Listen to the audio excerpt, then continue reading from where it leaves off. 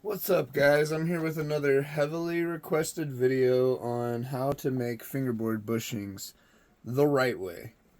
So the first thing you're going to want to get is go down to Harbor Freight Tool, and that's where you can get the cheapest one of these. This is about $7, I think. I've got a few of these laying around. I would recommend when you buy it, take a marker and go to the 964 right here. 964.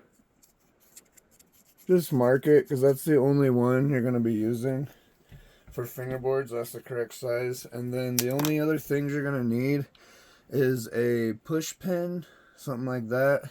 And then the actual bushings are going to be made out of these bracelets. So go ahead and take your press, your punch, and go on the bracelet. And just get you a couple of them made. You only need 4 per fingerboard. I try to get the most use out of them as I can, so I'll try to go in a pattern like that so I don't waste any material. And then once you have them stamped out, you're going to open this up right here.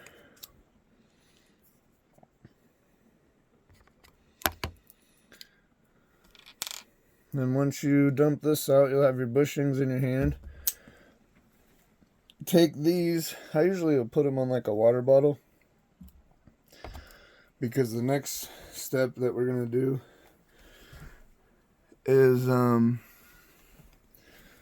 put it on the bottle like that, face up, and then take your push pin here, go right in the center, and that's how you're going to get your hole. And don't poke yourself when you do this. Try to work on getting the hole as much in the center as you can. That'll help with them being straight. But take your push pin and get your hole in there, and then you should have these little bushings like this. And then you can take your tech deck or your fingerboard and take your chucks off, and you have DIY bushings. And for me, these have been the best bushings I've had, even better than teak. So never spend money on bushings again. One love, stay steezy.